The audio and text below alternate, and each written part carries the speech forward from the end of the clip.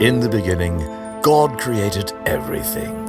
He made the bright sun to shine during the day and the mysterious moon to glow at night. He shaped the earth with his bare hands. He covered its surface with glistening waters.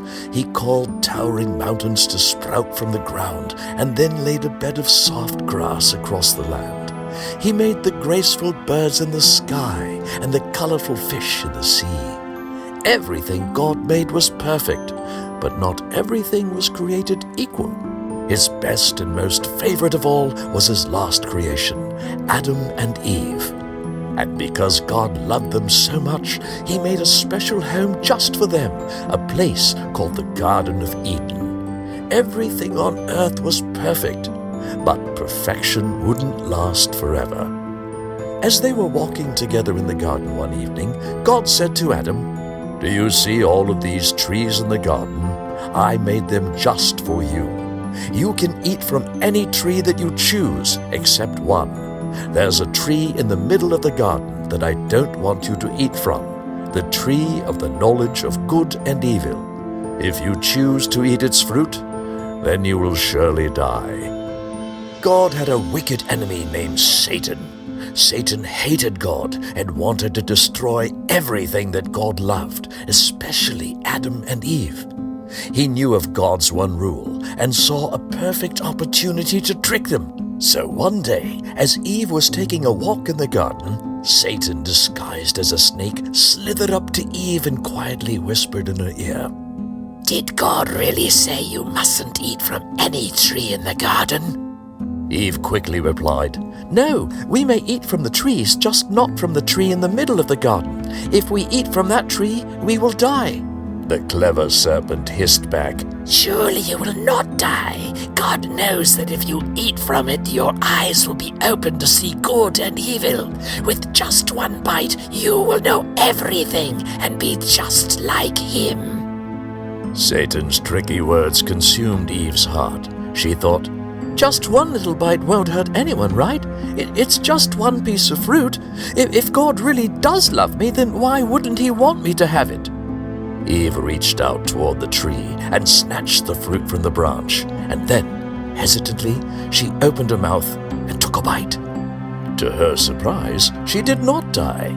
In fact, the fruit was good to taste, so she took it to her husband.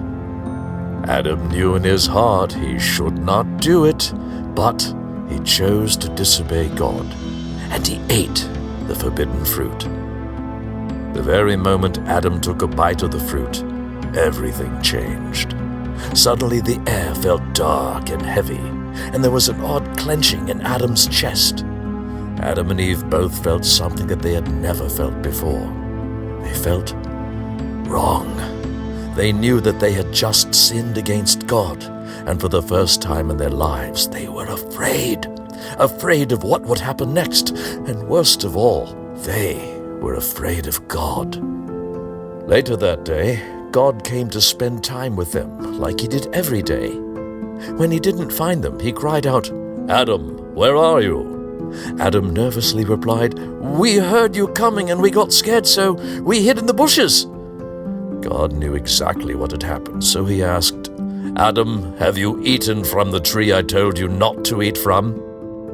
Adam cried out, "It was her," pointing his finger at Eve. She made me do it."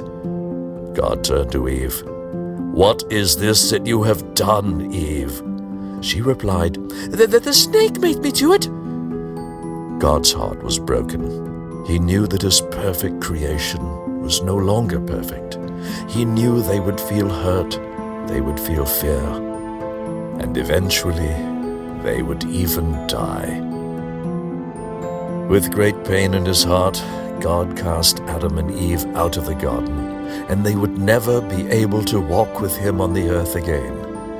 When Adam disobeyed God, he brought sin into the world. Along with sin came fear, sadness, pain, sickness, and ultimately death. But that's not the end of the story. Thankfully, God had a plan to fix the awful mess that Adam had made. One man messed it all up, but through God's plan, one man would fix everything. everything.